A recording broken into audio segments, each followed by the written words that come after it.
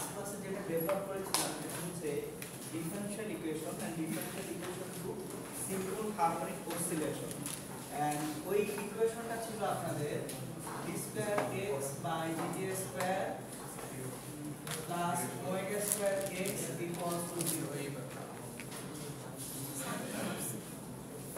এখানে ওমেগা স্কয়ারটা ছিল k বাই m। তো k এটাকে বলা হয় স্প্রিং কনস্ট্যান্ট, যেটাকে বাংলায় আমরা বল ধ্রুবক হিসেবে পড়ে আসছি। স্প্রিং কনস্ট্যান্ট বা বল ধ্রুবক। আজকে আমরা ডিসকাস করব কিভাবে একটা স্প্রিং এর স্প্রিং কনস্ট্যান্ট বা বল ধ্রুবক ফাইন্ড আউট করা যায়। আর m হচ্ছে সাসপেন্ডেড মাস, মানে অ্যাকচুয়ালি স্প্রিং এর তলায় যে ঝুলানো ভর থাকে সেই ঝুলানো ভরটা হচ্ছে m। সুতরাং এই যে সমীকরণটা দেখছি এটাকে ইংরেজিতে বলি আমরা ডিফারেনশিয়াল ইকুয়েশন। ডিফারেনশিয়াল ইকুয়েশন মানে হচ্ছে ব্যবকলনীয় সমীকরণ। সো এই যে সেটা আপনারা এটা পড়ে আসছেন, যদি ফাঁকিবাজি না করে থাকেন, আর ফাঁকিবাজি চলছে বলার নেই। সুতরাং এটা হচ্ছে আমাদের সরল সন্দিগ্ধ গতির ব্যবকলনীয় সমীকরণ বা differential equation to simple harmonic oscillation. এবার এখান থেকে ইম্পর্টেন্ট ইস্যুটা কি সেটা আমরা একটু দেখব। যে কোনো একটা অসিলেশন সেটা যদি সিম্পল হারমোনিক অসিলেশন হয় বা সরল চলিত স্পন্দন হয়, খেয়াল করেন গত ক্লাসে একটা জিনিস দেখিয়েছিলাম আপনাদেরকে, একটা স্প্রিং এর তলায় যদি একটা ওজন চাপানো হয়, লেটস সে এটা হচ্ছে ওজন mg, স্প্রিং এর তলায় আমরা ওজন চাপিয়েছি, স্প্রিংটা তাহলে একটা প্রসারণ হবে। এই প্রসারণটাকে বলা হয় ইলংগেশন। দেখেন আবার বলছি, যে কোনো একটা স্প্রিং এর তলায় আমরা যদি একটা ভর বা ওজন চাপাই তাহলে স্প্রিংটা কি হবে? নিচের দিকে নামবে। আমার যতদূর খেয়াল হয় আপনাদেরকে রাবার ব্যান্ড আনতে বলেছিলাম, যাই হোক আজকে না আমি এক্সকিউজ করতেছি, সমস্যা নেই। দেখেন এইখানে নেক্সট দিন অবশ্যই সঙ্গে রাখবেন, একটা স্প্রিং এর তলায় আমি যখন ভর চাপাচ্ছি স্প্রিংটা কি হচ্ছে? প্রসারিত হচ্ছে না? এই প্রসারিত বা টান টান যে অবস্থাটা, সেই টান টান অবস্থাটাকে আমরা বলি অ্যাকচুয়ালি সাম্যাবস্থা বা ইকুইলিব্রিয়াম। আমি চিত্রটাকে একটু বড় করে আঁকি তাহলে বুঝতে সুবিধা হবে। সো এটা হচ্ছে ইন জেনারেল দা স্প্রিং। এই স্প্রিং এর তলায় আমি একটা ভর ঝুলিয়ে দিলে স্প্রিংটা প্রসারিত হয়ে টান টান অবস্থায় আসবে। এই যে প্রসারিত হয়ে টান টান যে অবস্থাটায় আসতেছে, ই পরিমাণ প্রসারিত হয়ে স্প্রিংটা কি অবস্থায় আসলো? টান টান অবস্থায় আসলো। এখন স্প্রিং এর তলায় আমাদের ওজন যেটা ঝুলানো সেটা হচ্ছে mg। এবার খেয়াল করি, কোনো কারণে আমি যদি এই ওজনটাকে খুলে নিয়ে আসি, স্প্রিংটা কি এখানে থাকবে নাকি সে আগের অবস্থায় ফেরত যাবে? আগের অবস্থায় ফেরত যাবে না। সো স্প্রিং এর তলায় ধরেন আপনি একটা ওজন ঝুলিয়েছেন, লাইক আপনি একটা রাবার ব্যান্ডের তলায় একটা ওয়েট বা ওজন ঝুলিয়েছেন। এখন যদি ওয়েটটাকে রিমুভ করা হয়, রাবার ব্যান্ডটা কি একই জায়গায় থাকবে নাকি সে ঠিক আগের অবস্থায় ফেরত যাবে? তাহলে আগের অবস্থায় ফেরত যাবে রাবার ব্যান্ডটা। সিমিলারলি স্প্রিংটাও আগের অবস্থায় ফেরত যাবে। এখন আগের অবস্থায় সে কেন ফেরত যাবে? কারণ উপরের দিকে তার একটা প্রত্যয়নী বল বা রেস্টোরিং ফোর্স আছে, ঊর্ধ্বমুখী একটা বল আছে, এটাকে বলা হয় প্রত্যয়নী বল বা রেস্টোরিং ফোর্স। তাহলে এই যে উপরের দিকে যে বলটা আছে এটাকে কি বলবো আমরা? রেস্টোরিং ফোর্স বা প্রত্যয়নী বল।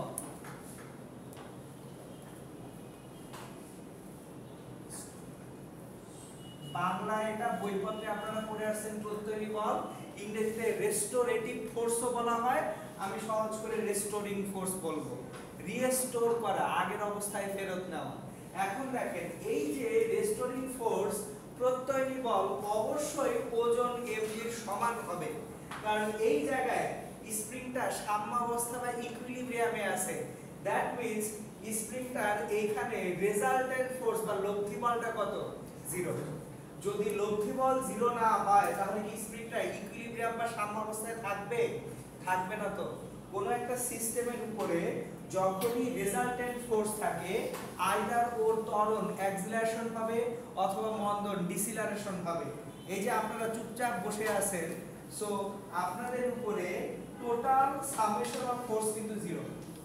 আমরা যদি আপনাদের এক একজনকে এক একটা সিস্টেম চিন্তা করি, আপনাদের প্রত্যেকের উপরে রাইট নাও লব্ধি বলটা রেজাল্টেন্ট ফোর্সটা 0। কোন কারণে ধরেন আপনার চেয়ারের পাগুলো নরম হয়ে গেছে, হয় না প্লাস্টিকের চেয়ারে একটু মাশাআল্লাহ সাইজ আমার থেকে ধরেন ডাবল সাইজের কেউ বসলো দুপুশ, চেয়ারটা ভেঙে পড়ে যায় অনেক সময়। সো কেন পড়ে যায়? কারণ হচ্ছে লোকটার যে ওজন নিচের দিকে আসে আর চেয়ার যে আপওয়ার্ড একটা ফোর্স দিচ্ছে, এই দুটার মধ্যে লোকের ওজন বেশি হয়ে গেছে, চেয়ারটা তাহলে কি হবে? ভেঙে পড়ে যাবে। সিমিলারলি এইখানে দেখেন, যদি আমরা একটা স্প্রিং এর তলায় বা একটা রাবার ব্যান্ডের তলায় অনেক বেশি ভারী অবজেক্টকে বাঁধি, তাহলে কি রাবার ব্যান্ডটাই ছিঁড়ে যাবে না? তাহলে যতক্ষণ পর্যন্ত ইকুইলিব্রিয়াম বা সাম্যাবস্থায় থাকতেছে ততক্ষণ পর্যন্ত এই রেস্টোরেটিভ ফোর্স বা রেস্টোরিং ফোর্সটা কার সমান হবে? ওজন mg এর সমান হবে। কষ্ট হচ্ছে বুঝতে কোনো? তাহলে এখন দেখেন, আমরা বলতে পারি না mg equals to restoring force F, এই ওজন mg টাই রেস্টোরিং ফোর্স F এর সমান। এখন দেখেন, এই যে রেস্টোরিং ফোর্সটা, এটা এক এক স্প্রিং এর জন্য এক এক রকম। বুঝিয়ে বলতেছি, আপনারা যদি একটু কেয়ারফুলি খেয়াল করেন, রাস্তায় বের হয়ে নেক্সট একটা জিনিস খেয়াল করবেন, এটা ট্রাকে খুব সুন্দর মতো দেখা যায়, বাসে দেখা যায় না। ট্রাকে চাকার ঠিক উপরে অনেকগুলা লোহার পাত রাখা থাকে, ট্রাকের বডি এবং চাকার মাঝখানে অনেকগুলো লোহার পাত রাখা থাকে। স্প্রিং না, আপনারা এটাকে সাসপেনশন বলেন। যারা বাইকার তারা আরো ভালো বোঝেন, বাইকের দুই পাশে কিন্তু কিছু স্প্রিং বেশ মোটা পেঁচানো থাকে, ওটা কি? সাসপেনশন। এখন ওই স্প্রিংটা সংকুচিত প্রসারিত হওয়ার জন্য যে বলটা, এই বলটা তো অনেক বড় মানের বল হয়। আর নরমাল আমরা যে মাঝে মধ্যে কলমের ভিতরে স্প্রিং দেখি না, কলমের মধ্যে কিন্তু ছোট ছোট স্প্রিং পাওয়া যায়, ওই স্প্রিংটা কিন্তু একটু টানলেই দেখা যায় ও শেষ। খুব বেশি বল দিলেই অ্যাকচুয়ালি ও বিকৃত এমন ভাবে হয়, ও আর আগের অবস্থায় ফেরত আসতে পারে না। তাহলে এই যে এফটা, এই এফটা নির্ভর করে দুটো জিনিসের উপরে। একটা স্প্রিং এর প্রত্যয়ী বল দুটো জিনিসের উপর নির্ভর করে। একটা হচ্ছে ওর নিজের বল ধ্রুবক কে এর উপরে, আরেকটা হচ্ছে আপনি কতটুকু টেনেছেন এর উপরে। তাহলে mg কে e। আমি আপনাদের একটু আগে বলছিলাম আজকে কে কিভাবে মেজার করতে হয় সেটা শেখাবো। এই যে কে মেজারমেন্টের way. So k equals to mg by e। তাহলে কি দাঁড়াচ্ছে? যে কোনো স্প্রিং এর তলায় আমরা একটা ভর ঝুলাবো, ভর ঝুলানোর পরে স্প্রিংটা একটু প্রসারিত হয়ে ইকুইলিব্রিয়াম বা সাম্যাবস্থায় আসবে। তাহলে স্বাভাবিক অবস্থা থেকে ইকুইলিব্রিয়াম বা সাম্যাবস্থায় আসতে ওর যে প্রসারণটা হলো সেটা হচ্ছে আমার ইলংগেশন ই। ইটাকে ইংরেজিতে লেখা হয় ইলংগেশন। এটা আসলে বাংলায় আমরা প্রসারণই বলি, ইলংগেশন ইংরেজিতে বলা হয়। তাহলে আমরা যদি ই এর ভ্যালুটা জানি, ঝুলানো ভর m টা জানি, তাহলে বল ধ্রুবক কে জানবো। এবং এই কেটা খুব ইম্পর্টেন্ট যে কোনো সিম্পল হারমোনিক অসিলেশনে, কারণ কে জানা না থাকলে আমি এইখান থেকে ওমেগা যেটা আছে কৌণিক কম্পাঙ্ক বা অ্যাঙ্গুলার ফ্রিকোয়েন্সি সেটা বের করতে পারবো না। বুঝতে পারছি? তাহলে এখন দেখেন, আমরা কে এর ভ্যালু পেয়ে গেছি mg/e। তাহলে এখান থেকে omega square equals to k/m থেকে ওমেগা সমান √k/m লিখতে কোনো সমস্যা আছে? তাহলে ওমেগা সমান কি লেখা যায়? √k/m। আর k এর মান যদি m/mg/e হয়, ওখান থেকে দেখেন, এই যে এখান থেকে আমি k/m সমান কত লিখতে পারি? k/m সমান কি g/e লিখতে পারি কিনা? তাহলে ওমেগা সমান √g/e। দেখেন অনেক অনেক ইকুয়েশন বা সমীকরণ ডেভেলপ হয়ে যাচ্ছে। তাহলে অ্যাকচুয়ালি আমরা একটা স্প্রিং এর তলায় কত ভর ঝুলাচ্ছি সেটা না জানা থাকলেও আমি ওমেগা বের করতে পারবো, কারণ জি এর ভ্যালু তো ফিক্সড। জি কি চেঞ্জ হবে? কোনো একটা জায়গায় ইউজুয়ালি আমরা গ্রাউন্ড বা গ্রাউন্ডের কাছাকাছি জি এর ভ্যালুটাকে কত ধরে নেই? 9.8 মিটার পার সেকেন্ড স্কয়ার, তাহলে জি এর ভ্যালুটা অলমোস্ট ফিক্সড কিন্তু। তাহলে আমি শুধুমাত্র ই যদি জানি, ইলংগেশন যদি জানি, তাহলে কিন্তু ওমেগা বের হয়ে আসে, আর কিছুই দরকার হয় না, কেউ দরকার হয় না। একটা স্প্রিং এর ওমেগা বা অ্যাঙ্গুলার ফ্রিকোয়েন্সি বের করার জন্য আমাদের ইভেন স্প্রিং এর যে ফোর্স কনস্ট্যান্ট, বল ধ্রুবক, এটার প্রয়োজন নেই। ইকুয়েশনটার দিকে তাকান, শুধুমাত্র ই যদি জানি, একটা স্প্রিং এর তলায় কতটুকু ভর চাপিয়েছে আমি জানি না, শুধুমাত্র ভর চাপানোর পরে কতটুকু প্রসারিত হলো সেটা জানি।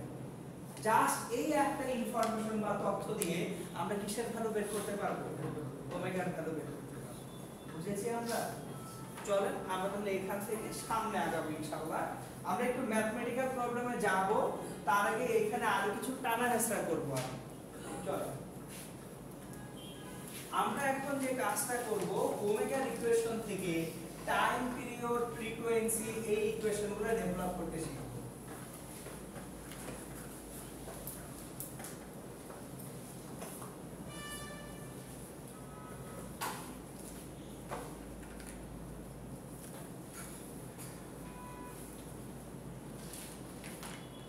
দেখেন আমরা এখন যেটা শিখব সেটা হচ্ছে টাইম পিরিয়ড এন্ড ফ্রিকোয়েন্সি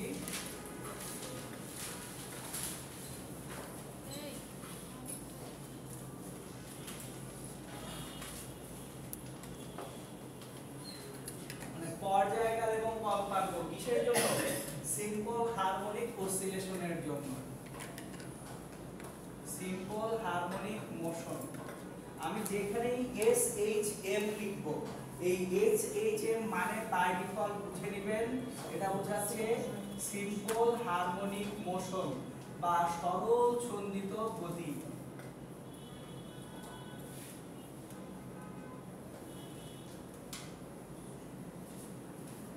এখন ওমেগা আমরা জানি √k/m or √g/e, এটা আমরা জানি। এখন omega equals to 2π/d in radian per second.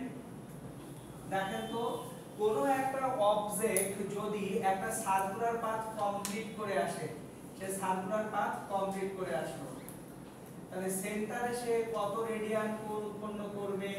2π radian.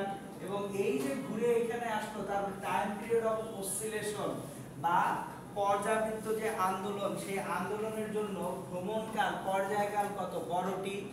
তাহলে আমার এখান থেকে angular frequency omega equals to কত অ্যাঙ্গেল ক্রিয়েট করলো পার ইউনিট টাইমে? 2π হচ্ছে angle created, so angle created উৎপন্ন কোণ ইন রেডিয়ান, and t হচ্ছে time period in second. So এটা ছিল আমাদের টাইম পিরিয়ডের সঙ্গে অ্যাঙ্গুলার ফ্রিকোয়েন্সি রিলেশনশিপটা। তাহলে আমরা এখান থেকে যেটা পাচ্ছি, t ইকুয়ালস 2π/ওমেগা। তাহলে 2π/ওমেগা যদি আমরা করি, 2π divided by omega means √k/m, তাহলে 2π √m/k। So time period t এর ইকুয়েশন হবে t ইকুয়ালস 2π √m/k, কিন্তু m/k সমান e/g হবে 2π √e ডিভাইডেড বাই g। এখানে একটা মজা আছে,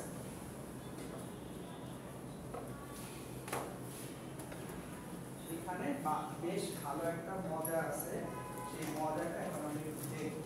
কেউ কি রাবার ব্যান্ড বাইরে আছে আনসার একটু আমাকে দিবেন? আর কি ওয়ান নাই পড়া সিধা আনসার রাখতে। হ্যাঁ ওকে,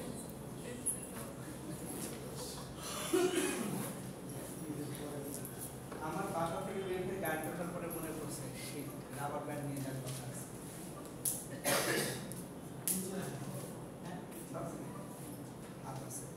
দেখেন দুটো রাবার ব্যান্ডকে একসাথে করলাম। এবার এই দুটো রাবার ব্যান্ডকে আমি এদের নিচে একটা ওয়েট সাসপেন্ড করব। তো ওয়েট হিসেবে আমি আমার এই চাবি রিংটাকে নিব। তারপর এই যে চাবি রিংটাকে রাখা মাত্র এটা কি ইকুইলিব্রিয়াম পজিশন। তাহলে দেখেন যখন চাবি রিংটা ছিল না তখন তার একটা লেন্থ ছিল, চাবি রিং রাখা মাত্র লেন্থটা বেড়ে গেল না। তাহলে এই যে ইকুইলিব্রিয়াম পজিশনে আসতে যে পরিমাণ প্রসারণ তাপ হচ্ছে সেটাকে আমরা কি বলছি, ইলাঙ্গেশন ই বলছি। এবার দেখেন ইলাঙ্গেশন ই পেয়ে গেছে, এইখানে কিন্তু এটা স্টেবল। এখন যদি ওকে আরেকটু নিচে টেনে ছেড়ে দেই, সিম্পল হারমোনিক মোশন, দেখতে পাচ্ছেন? মানে সিম্পল, আমি যদি টেনে ছেড়ে দিছি সে বেশ কিছুক্ষণ দুলে তারপর সে থেমে যাবে। থামবে কারণ হচ্ছে আমাদের এইখানে ন্যাচারালি বেশ কিছু ফোর্স আছে যে ফোর্সগুলা অ্যাকচুয়ালি সিম্পল হারমোনিক মোশনটাকে থামিয়ে দেয়। সো পারপেচুয়াল বা চিরজীবন চলবে এরকম সিম্পল হারমোনিক অসিলেশন ন্যাচারে আমরা ভিজিবল আইসে পাবো না, কিন্তু আছে পারপেচুয়াল সিম্পল হারমোনিক অসিলেশন ন্যাচারের মধ্যে আমাদের ভিজিবল আইসে নাই, অন্যান্য অনেক জায়গায় আছে। সেটা নিয়ে এখন চিন্তা করব না, আমাদের চিন্তার বিষয় হচ্ছে খেয়াল করেন আমি এখানে যখন ওয়েটটাকে ঝুলিয়ে দিলাম সে যে পরিমাণ এইখানে প্রসারিত হয়েছে সেটা কি ই না? তাহলে আমার সেই ই থেকে ই ইকুয়ালস টু 2π/e/g পাচ্ছি। খেয়াল করেন আমার এই টাইম পিরিয়ডের সঙ্গে আমি তাকে কতটুকু টেনে ছেড়ে দিছি তার কি কোনো সম্পর্ক আছে? এই যে টাইম পিরিয়ডের সাথে তাকে কতটুকু টেনে ছেড়ে দিছি এটার কি কোনো সম্পর্ক আছে কিনা? কেন? That is the question. খেয়াল করেন এটা তো ম্যাথ, আমরা শুধু ম্যাথ বুঝি, দ্যাট ইজ এ প্রবলেম। এই ম্যাথটা আসার পিছনে কোনো একটা কারণ আছে, তো সেই কারণটা কি আমরা জানতে চাই, সেই কারণটা কি সেটা আমরা একটু বুঝতে চাই। খেয়াল করেন এটা একটা সিম্পল রাবার ব্যান্ড। আমি যদি এই রাবার ব্যান্ডটাকে এই পর্যন্ত টানি, যে পরিমাণ ফোর্স এখানে আসবে এই পরিমাণ টানলে কি সেম অ্যামাউন্ট অফ ফোর্স আসবে, নাকি higher the expansion higher the force, যত বেশি প্রসারিত হচ্ছে তত বেশি বলটা বেড়ে যাচ্ছে না? সো ওই যে বাচ্চাবেলায় আপনারা একটা দুষ্টামি করতেন, সেই দুষ্টামির কথাটা গতদিন ক্লাসে বলছিলাম। এই যে লাইক দিস, এখানে যদি এখন একটা কাগজ ঢুকে ছুঁড়ে মারি সেটা বেশ ভালো একটা স্পিডে কিন্তু আপনার দিকে চলে যাবে। এবার খেয়াল করেন আমি যখন রাবার ব্যান্ডটাকে টানছি এইদিকে, যত বেশি টানবো তত ফোর্স দিচ্ছি না? ফোর্স যদি বেশি হয় অ্যাক্সিলারেশন বা ত্বরণ বেশি হবে না কম হবে? অ্যাক্সিলারেশন বা ত্বরণ যদি বেশি হয় তাহলে তার ভেলোসিটি কি হবে? বেশি হবে। তাহলে খেয়াল করেন আমি যদি তাকে এইটুকু টানি তার ভেলোসিটি খুব বেশি হবে না, কিন্তু যদি এইটুকু টানি ভেলোসিটি কি হবে? বেশ ভালো রকম ভাবে বেশি হবে। এটা বুঝতে তো কোনো কষ্ট হচ্ছে না। তাহলে খেয়াল করেন আমি তাকে কতটুকু টানতেছি এই টানার উপরে তার ভেলোসিটিটা ডিপেন্ডেন্ট কিনা।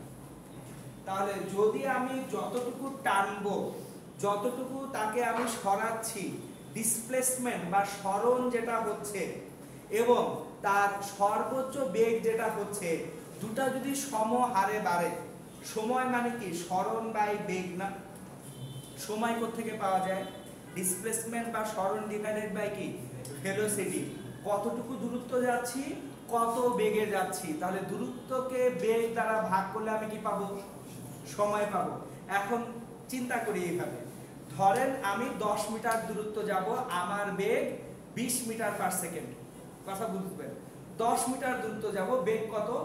20 মিটার পার সেকেন্ড। সময় লাগবে কত? 0.5 second. 10 metre divided by 20 metre per second কত হয়? 0.5 সেকেন্ড হয় না?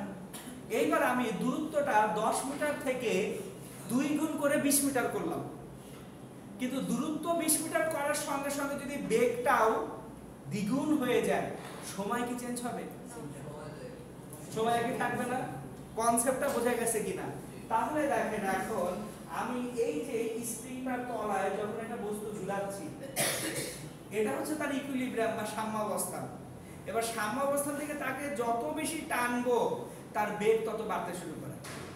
তাহলে আমি টানতেছি বেশি, বেগ হয়ে যাচ্ছে বেশি, তাহলে যদি বেগ এবং সরণ দুইটা সেম রেটে বাড়ে তাহলে কি তার টাইম পিরিয়ড বা পর্যায়কাল চেঞ্জ হওয়ার কোনো সুযোগ আছে কিনা? সেম রেটে বাড়লে পর্যায়কাল চেঞ্জ হওয়ার সুযোগ নাই। এই কারণে দেখেন এই যে সরল সন্নিহিত গতির যে টাইম পিরিয়ড বা পর্যায়কাল তার সঙ্গে বিস্তার বা কতটুকু টানছে এর কোনো সম্পর্কই নেই। So time period t 2 pi root over m by k বা 2 pi root over e by g। মোটামুটি বোঝা গেছে কিনা? আমি আরেকটু ভালোভাবে एग्जांपलটা দেই, চলেন আরো ক্লিয়ারিফাই করি।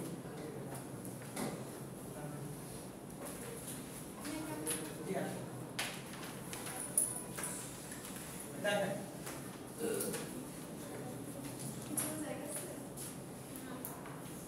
খেয়াল করেন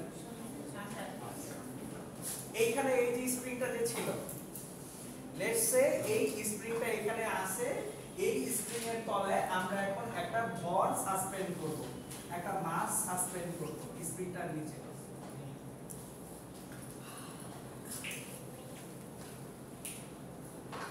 লেটস সে আপনার এখানে m ইকুয়ালস টু 4 কিলোগ্রামের একটা মাস এখানে সাসপেন্ডেড করা, এবং এই 4 কিলোগ্রামের মাসটা সাসপেন্ড করার কারণে এখানে যে ইলংগেশন এটা হচ্ছে this e equals to 5 centimetre. এটা কত? 5 সেন্টিমিটার। ওকে, আমি লেফট সাইডটা এখানে ক্লিক করতেছি। আমরা এটা অ্যাকচুয়ালি ম্যাথ ফর্মুলেট করতেছি graphically.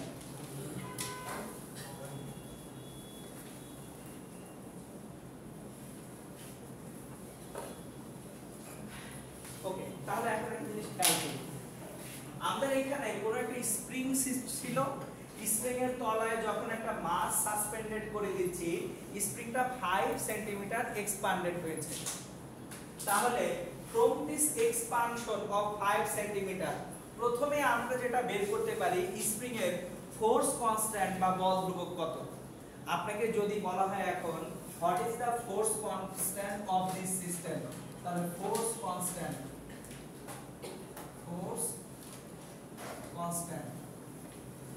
k equals to force constant এর বাংলা কি? বল ধ্রুবক। এবং বল ধ্রুবক কে একটু আগে পেয়েছি mg divided by e, k equals to কত? mg by e। এখন m টা এখানে কয় কেজি? 4 কেজি।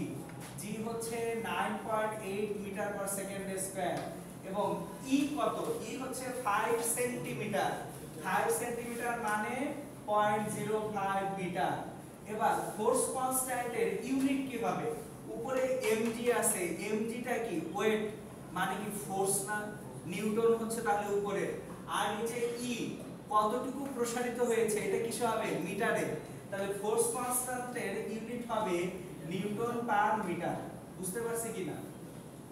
তাহলে দেখেন এটা হচ্ছে 19.6 * 20 3920 হওয়া উচিত। হ্যাঁ, প্লিজ ক্যালকুলেট। 784 জি হ্যাঁ বলেন। 784 আচ্ছা 4 * 9 ও আচ্ছা 4 2 তো না, এটা ডাবল হবে। হ্যাঁ 784 ওকে। হ্যাঁ কোনো পয়েন্ট থাকার কথা না, এটা 20 দিয়ে মাল্টিপ্লাই করলে পয়েন্ট হয়ে যাওয়ার কথা। না স্যার এটাই হবে। হ্যাঁ পয়েন্ট থাকার কথাই না, কারণ হচ্ছে দেখেন 0.05 দিয়ে ডিভাইড করা মানে অ্যাকচুয়ালি 20 দিয়ে মাল্টিপ্লাই করা। সো 4 * 20 80 হ্যাঁ। হ্যাঁ উপরে কি আছে? mg। mg এর ইউনিট কি? ওয়েটের ইউনিট কি? হ্যাঁ ওয়েটের ইউনিট কি? কেজি। মার্ক ওয়েট কি ওয়ান টাইপ অফ ফোর্স না? তো ওয়েটের ইউনিট কি হবে? ফোর্সের ইউনিট নিউটন। আর নিচে এক্সপানশন প্রসারণ এটার ইউনিট কি? মিটার। হ্যাঁ বলেন।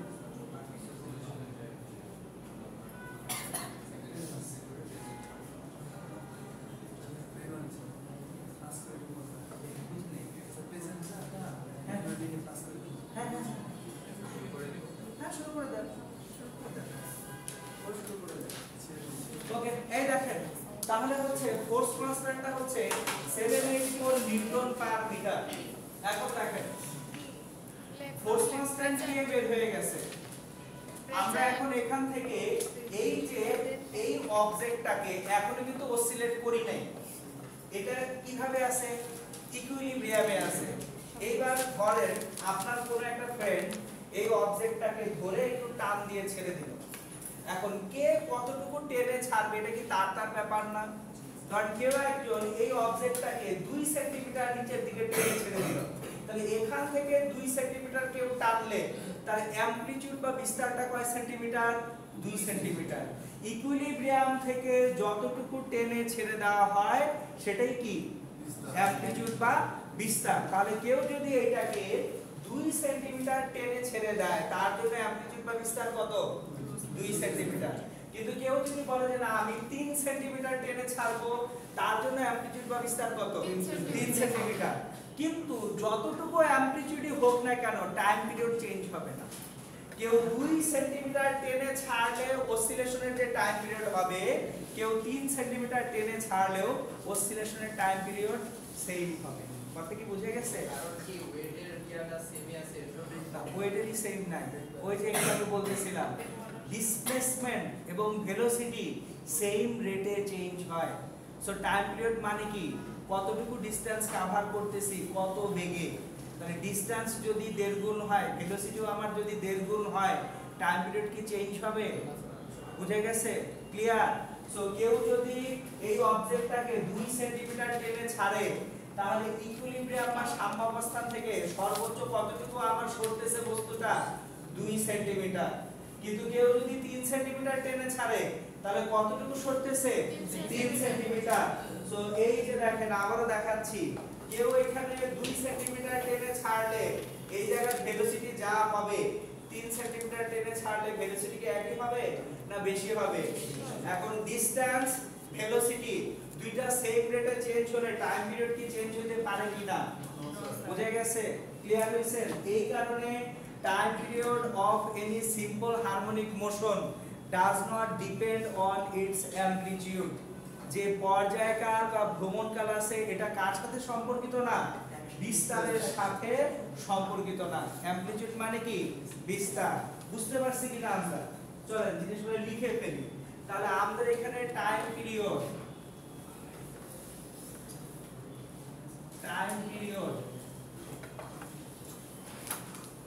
টি, এই টাইম পিরিয়ড হচ্ছে পর্যায়কাল। আমি আপনাদেরকে ক্লাসরুমে যত ম্যাথ করাবো মাথায় রাখেন এগুলো এক্সামে আসবে, কারণ এগুলাই কাজের জিনিস। বহু ম্যাথ আমি করাই না, আমার কথা হচ্ছে সিস্টেমটা বোঝেন। একটা জিনিস আরেকটু আপনাদেরকে বলি, বুঝাই, এটা মাথায় রাখেন। সব সময় সবকিছুর প্র্যাকটিক্যাল অ্যাপ্লিকেশন একই লেভেলে পাওয়া পসিবল না। ধরেন এখন আপনার কোশ্চেন হইতে পারে এই জিনিস আমার সিএসসি তে কিভাবে কাজে লাগবে। আপনি এখনো ওই পরিমাণ প্রোগ্রামিং শেখেন নাই যে এই সিস্টেমের একটা ডেভেলপমেন্ট আমি আপনাকে করাইতে পারবো, কিন্তু একটা সময় আপনার ঠিকই কাজে লাগবে। লেটস সে আপনাকে কোনো একটা ডিজিটাল ওয়েইং মেশিন ডিজাইন করতে বললো কোনো এক সেমিস্টারে, যে আপনার ওই পরিমাণ প্রোগ্রামিং নলেজ হয়েছে, এবার ডিজিটাল ওয়েইং মেশিন আপনি একটা বানাবেন যেটার ভিতরে একটা স্প্রিং আছে।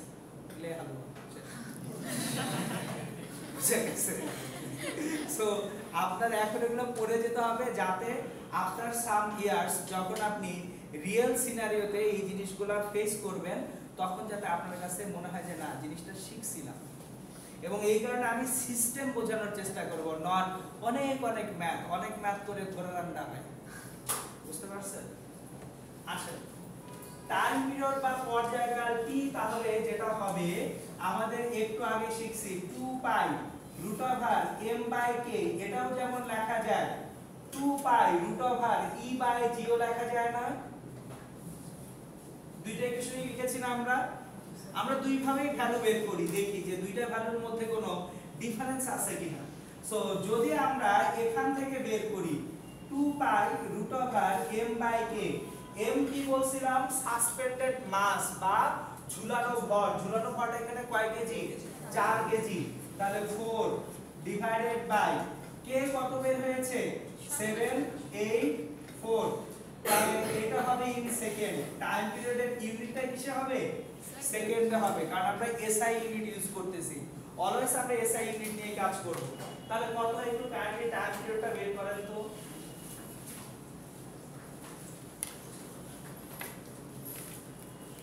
টাইম পিরিয়ডটা কাইন্ডলি একটু বের করবেন। 0.45 সেকেন্ড। ওকে ওকে, সমস্যা নাই, 0.45 সেকেন্ড। দশমিকের পরে ডেসিমাল পয়েন্টের পরে একটু এদিক ওদিক হলে প্রবলেম নেই, ওটা নিয়ে ওরি হবেন না।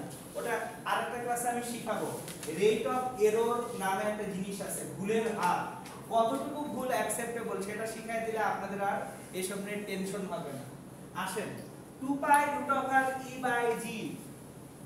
তাহলে আমরা যদি এখান থেকে ভ্যালুটাকে বের করি, ই কত? ই হচ্ছে 5 সেন্টিমিটার, 0.05 ডিভাইডেড বাই জি কত? 9.8। তাহলে কত আসে?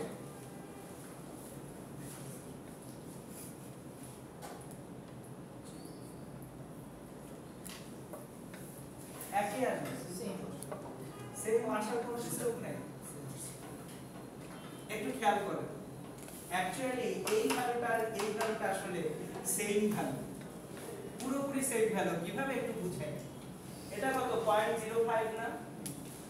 0.05 মানে 1/20, 0.05 মানে 5/100। কিছু কিছু জিনিস আপনারা প্রোগ্রামার হবেন, ম্যাথে আপনাদেরকে বিগ বস হইতে হবে, মেগা বস হইতে হবে, নাইলে শেষ। হ্যাঁ, সো কিভাবে বিগ বস হবেন ম্যাথে? থিংকিং কিভাবে ফাস্ট করবেন? প্রথম জিনিস, আপনারা ছোটবেলায় নামকরণ বুঝতে করছেন এবং সেটা ভুলে গেছেন। এখন যদি ধুম করে বলি 15 গুণন 17 কত, ক্যালকুলেটর আছে না? সো অ্যাকচুয়ালি আপনার ব্রেইনটাকে আমরা বিভিন্ন ভাবে ফাস্ট করার জন্য ট্রেইন আপ করতে হয়। আপনারা ভাবেন যে আমি ক্যালকুলেটর দিয়ে করতে পারতেছি, ওকে ফাইন, আমি বলতেছি না এটা দোষের, বাট আপনি যদি অ্যাকচুয়ালি নিজের ডেভেলপমেন্ট চান, ব্রেন শার্প করতে হবে, সেগুলো হেল্প করবে ইনশাআল্লাহ অনেক। পাঠাবা এই যে দেখেন আমি কিভাবে বুঝতেছি these two values are the same, কিভাবে বুঝতেছি একটু বলি। 0.05 মানে 1/20, তাহলে উপরে 1 নিচে 9.8 ইনটু 20 আছে, এখানে উপরে আছে কত? লবে 4 আছে, নিউমারেটর বা লবে আছে কত? 4।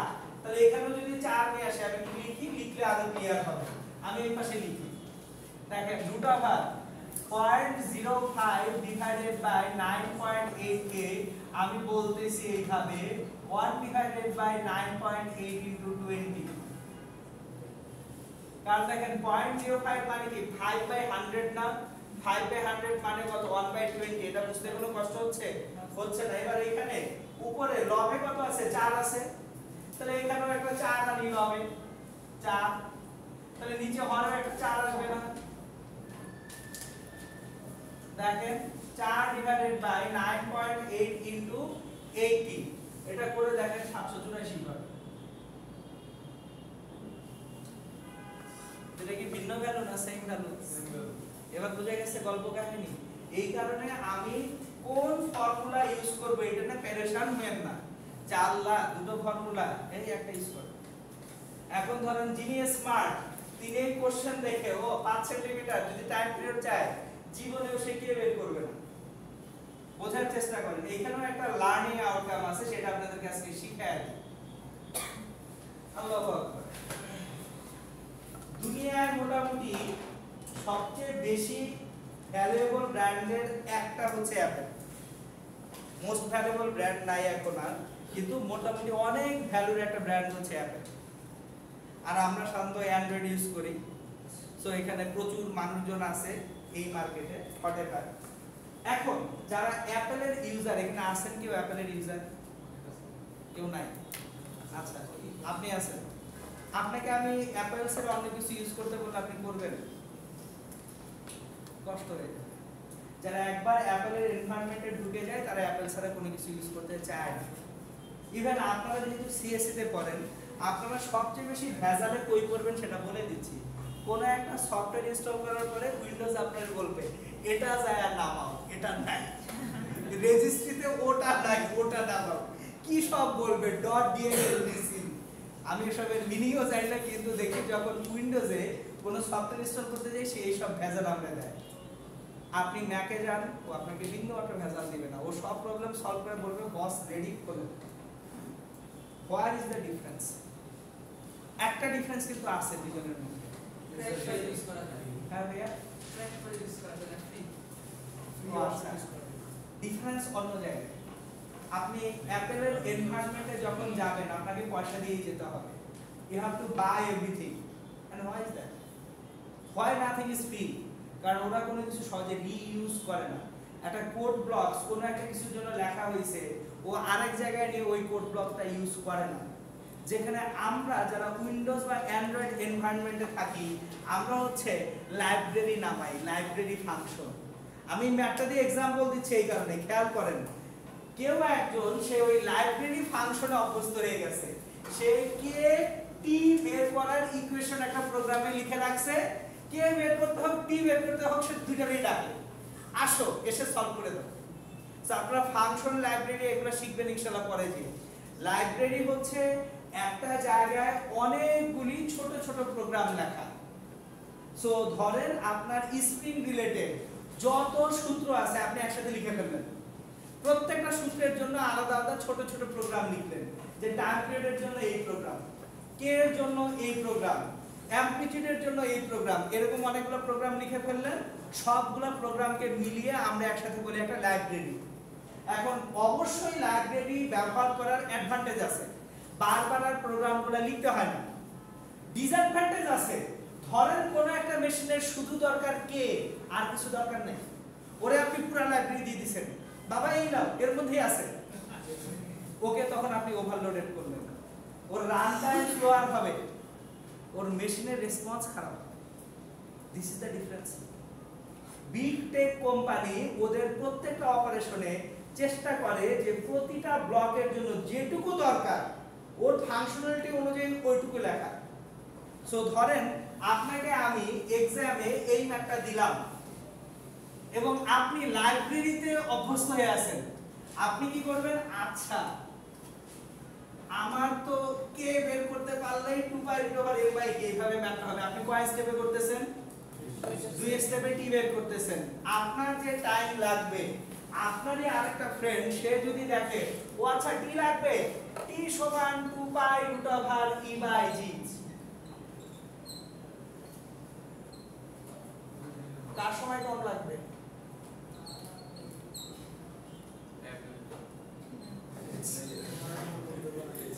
আপনার ফ্রেন্ড আপেল হয়ে যায় না, কেউ খাবে না।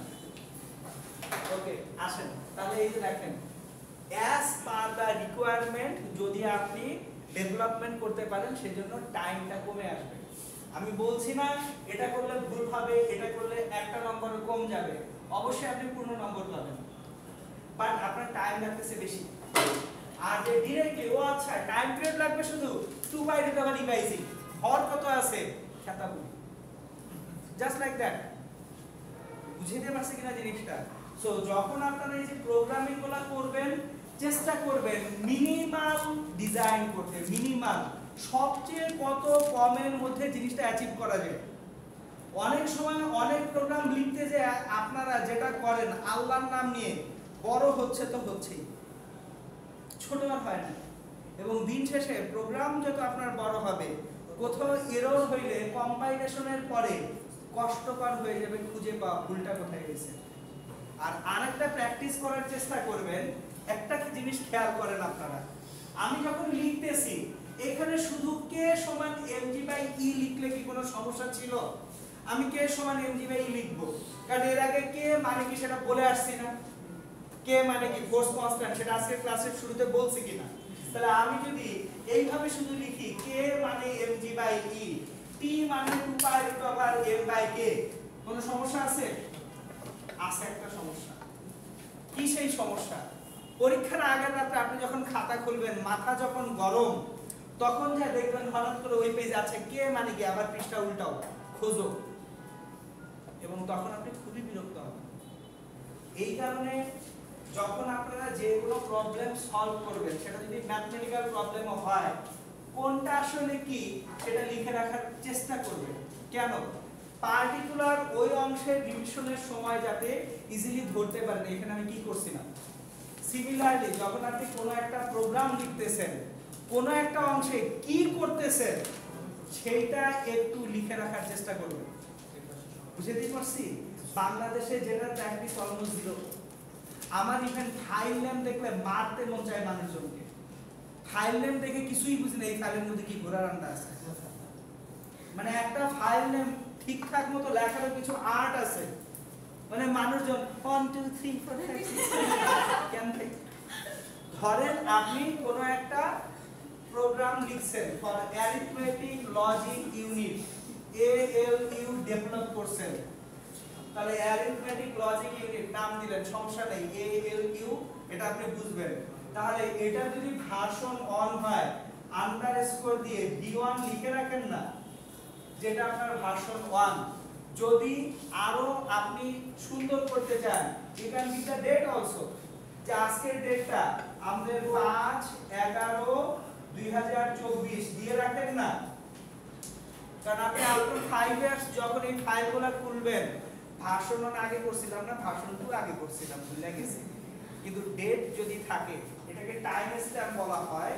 আমি সাধারণত চেষ্টা করি যদি একই ফাইল বারবার আমার পরে যে ফিউচারে আপগ্রেড হইতে হয়, যদি বুঝি যে এই ফাইলটা পরে যে আমার কাজে লাগবে, আপগ্রেডেড হবে, অলওয়েজ টাইম ডেট, আমার ফাইলগুলোর সঙ্গে ডেট থাকে, তাতে করে কি সুবিধা, কোনটা লেটেস্ট এটা আমি কিন্তু জাস্ট ধুম করে দেখেই বুঝতে চাচ্ছি এটা লেটেস্ট ফাইল, বুঝতে পারছেন?